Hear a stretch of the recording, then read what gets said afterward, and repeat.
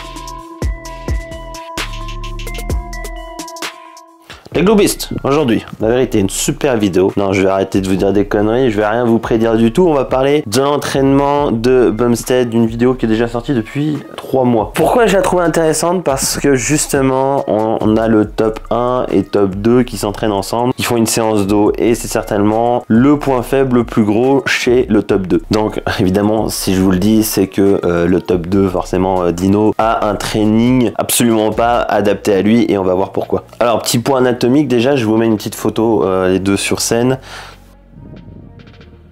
Ils ont tous les deux un deltoïde postérieur assez long, alors le plus long chez Dino, ce qui lui a donné évidemment ce manque de largeur, mais son problème chez lui, c'est vraiment l'attache en bas ou sur le rachis où il n'y a vraiment pas de muscle. Il y peut rien, c'est quelque chose de naturel, c'est génétique. Par contre, Bumstead a vraiment du muscle jusqu'en bas. La grosse particularité de Dino, si vous regardez bien la photo, c'est son long supinateur qui est extrêmement gros. Si le long supinateur est long, en règle générale, les muscles carpiens, donc votre poigne est forte en fait. Vous avez les muscles longs des doigts tout simplement, donc vous êtes capable de serrer très très fort, vous avez plus de poigne que les autres. C'est la grosse particularité des champions de bras de fer, hein. Ils ont un numérus très très long et un avant-bras très très court. Donc c'est parti, on va voir pourquoi Ramon n'aura jamais de dos et que Bumstead renforce son point fort. Ouais, on pourrait voir ça comme du sabotage, c'est juste qu'il en sait rien. Donc premier exercice, tirage poitrine, prise serrée, c'est certainement un excellent exercice pour les deux. Ça c'est une très bonne chose puisque évidemment ça va non seulement très bien travailler le point fort de Bumstead et en même temps le point faible de Dino puisqu'il aura les coudes près du corps. C'est vraiment un exercice vraiment typé grand dorsal. Alors Dino le fait, j'arrive pas à voir, mais je pense qu'il a entouré ses sangles, qui est déjà une très bonne chose au final, puisque évidemment il met moins de force, moins de poigne, moins de nerveux en fait dans ses mains pour justement cibler ses grands dorsaux, ce qui est une très bonne chose. Si vous avez les avant-bras courts, c'est une très bonne idée. Après vous voyez la différence de technique, hein. Encore une fois, Bumstead a une bonne technique, il sort bien les pecs, ça descend bien bas. Dino reste très droit, il ne sort pas les pecs, il avance juste les coudes, fait une grosse flexion de coude comparé à Bumstead. C'est pas opti, l'exercice est bon, mais la technique n'est pas bonne.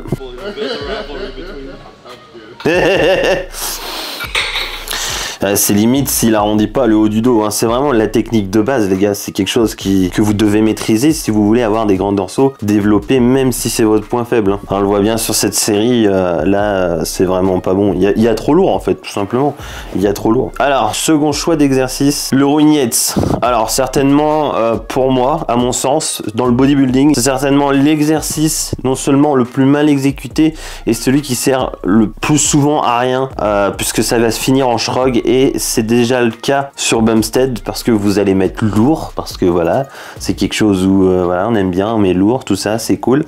Sauf que les gars, la plupart du temps, ça finit en shrug. C'est purement un exo de trapèze, pas plus, pas moins. Vous allez sentir vos dorsaux peut-être à cause du stretch lorsque vous allez redescendre, mais lorsque vous allez remonter, vous allez tous vous pencher en arrière, vous remettre quasiment debout, vous aurez la barre très haut, au-dessus du nombril, bref, ça va être un shrug. C'est comme ça que vous vous retrouvez avec plein de body, avec les dorsaux absolument pas développés et les trapèzes jusque là. C'est à cause de ce genre d'exercice. Voilà, donc là on le voit très bien, hein, c'est Dino, il est quasiment debout, il sert que les omoplates, mais toute la tension est sur le haut du dos. C'est je suis désolé, c'est nul à chier. Disons que c'est vraiment pas opti pour lui. Éventuellement pour Bumstead ce sera pas un problème, bien que pour Bumstead il a les trapèzes plus longs que Dino, donc de toute façon il sera quoi qu'il arrive plus épais. Donc vraiment c'est il sera plus épais, alors que pourtant les trapèzes sont plus étroits parce qu'il a une plus grosse cage. Voilà, dans les deux cas c'est un exercice qui sert à rien pour eux. Troisième exercice, tirage poitrine, prise large. Encore une fois, c'est plus un exercice de milieu de dos que de grand dorsal. Vraiment, vous allez pareil, encore une fois, vous allez sentir vos grands dorsaux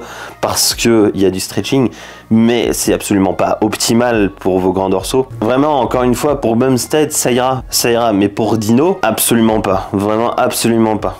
Pourquoi? Parce qu'en plus de ça, il a les bras plus courts, les biceps bien plus forts que Bumstead. C'est de l'adaptation, hein. Dino a de meilleurs bras parce qu'il a les bras plus courts. Bien qu'il ait un humérus court et un avant-bras long, les bras restent courts, donc ça reste bien plus plein, bien plus facile à recruter que pour Bumstead. Donc ce genre de tirage, il va tout prendre dans les biceps. Alors on voit bien sur la différence d'amplitude entre Bumstead et Dino. Dino, c'est un mouvement beaucoup plus court, il a même des difficultés à serrer les omoplates. Pourquoi? Parce qu'il y a moins de clavicule aussi, il est moins large, donc forcément il y a moins de mobilité sur les omoplates. Voilà, c'est vraiment autant comme Bumstead ça ira, autant comme pour Dino ça va vraiment être problématique. En plus d'avoir un mouvement court, si le mouvement est plus court, forcément l'amplitude est moins bonne et surtout il va focaliser ses points forts. Et là ça va être ses bras, tous ses bras vont prendre quoi qu'il arrive. Alors regardez bien le placement des coudes de Bumstead. En plus de ça, il va derrière. Il devrait rester devant, mais il va derrière. Et il peut le faire. Dino pourra pas le faire. En plus de ça, sur son mouvement, il n'utilise pas de sangle, donc vraiment il prend tout avec ses bras, c'est vraiment pas opti quoi. C'est dommage, c'est dommage. Quatrième exercice, tirage horizontal, prise supination. C'est un mouvement circulaire, hein, c'est sur une live fitness. Ce qui est dommage là pour le coup, puisque si c'est un mouvement circulaire, ça veut dire que la fin du mouvement remonte, et lorsque ça remonte, vous remontez les coudes, vous êtes sur le haut du dos. Donc encore une fois, tout ce que n'a pas besoin Dino. On est clairement sur un mouvement où la chaîne scapulaire va prendre méga cher, hein. Vous serez vraiment sur le haut du dos. Vous allez serrer les omoplates, lever les épaules. Vous allez lever les épaules parce que le coude se lève, hein, ça va être instinctif, même si vous serez obligé en fait, c'est purement anatomique. Vraiment, c'est tout sauf optimal. Ça ira, encore une fois, ça ira pour Bumstead, mais pas pour Dino. En plus de ça, sa technique, il laisse ses coudes aller vers l'extérieur, donc vraiment on est sur un pur exercice du haut du dos. Quand je vous dis le haut du dos, les gars, c'est vraiment arrière d'épaule, trapèze, pas plus, pas moins. Alors évidemment, tout ce qui intervient à côté, mais principalement trapèze, arrière d'épaule. Cinquième exercice, la même chose, mais à la poulie. C'est la même chose, mais comme j'ai oublié de vous le prévenir avant, la prise reste quand même relativement large, et qui dit prise large, qui dit coude ouvert, qui dit trapèze. Encore une fois, c'est un mauvais choix pour Dino. En plus de ça, il va laisser ses coudes s'écarter aussi. Bien que l'angle sera meilleur, ce sera absolument pas efficace pour Dino. Néo, bébé, t'es en train de ronfler là. Encore en plus de ça, il étire bien correctement, ça c'est une bonne chose. Par contre, lorsqu'il tire, il se penche en arrière. Ça revient à faire du rowing Yates, mais en prise neutre. C'est la même chose. C'est nul. Zéro pointé. Dernier exercice, pullover à la corde. Voilà, il n'y a pas vraiment de bien ou pas bien. Ça va être beaucoup de ressenti. Est-ce que lui sent ses triceps ou non? Bon, là, je peux pas vous dire. Mais personnellement, c'est quelque chose que j'aime beaucoup mettre en premier, surtout pour ceux qui ont des difficultés à sentir leur dos, pour justement accentuer cette congestion, cette connexion avant de mettre lourd. Donc encore une fois, vous avez beau être des grands champions, si vous n'avez pas de connaissances sur votre anatomie, vous faites des trainings qui sont absolument pas adaptés à vous, en fait, à vos points forts, vos points faibles. Là, il a fait une séance avec son plus grand rival, donc c'est cool, hein, entre amis, c'est toujours sympa, mais lui a accentué son point fort, et l'autre a complètement loupé ses points faibles. Donc c'est dommage. Ok, c'est cool de temps en temps, mais ça vous montre bien aussi que si vous êtes à ce niveau-là, personnellement, je prendrai mes entraînements très au sérieux, et chaque entraînement compte, bien que ce soit un ami, si tu veux battre ton adversaire. Alors certains me diront possible, oui, mais ils ont un gros niveau déjà. Bah oui, certes, mais Bumstead a plus de niveau que Ramon. Pourquoi? Génétique. Voilà. Alors attention, il y en a qui se cachent souvent derrière la génétique pour se trouver des excuses. Non, là les gars, on parle de haut niveau. À ce niveau-là, c'est purement génétique. Il n'y a plus de chimie ou quoi que ce soit, ils prennent tous la même chose, ils prennent tous les mêmes dosages. Vraiment, c'est purement génétique. Donc il va falloir exploiter votre génétique à fond. Donc en ce moment, c'est la mode d'avoir la notoriété. Beaucoup pensent que c'est la notoriété qui vous fera gagner, hein. Il y en a d'autres qui disent carrément que c'est parce qu'il a de la notoriété qu'il a gagné ou qu'il a perdu. Faut bien comprendre un truc, les gars, c'est que sur scène, c'est votre shape qui vous fera gagner, c'est pas votre notoriété ou votre argent ou la popularité de votre coach, hein. Ça, au niveau, y a plus. Peut-être un Olympia, mais juste avant, y a plus. Oui, si vous êtes un Olympia, c'est que non seulement vous avez une très bonne génétique et vous savez manger correctement, être discipliné, vous supplémenter, etc., mais pas forcément s'entraîner. Donc la génétique fait pas tout. Si vous voulez vraiment performer dans ce sport, faites les choses bien, analysez-vous comme d'habitude, et d'ici là on se voit dimanche prochain. Welcome to my party, we're just getting started. A life is a dream or a nightmare scarring. Hand me a drink cause I think I'm going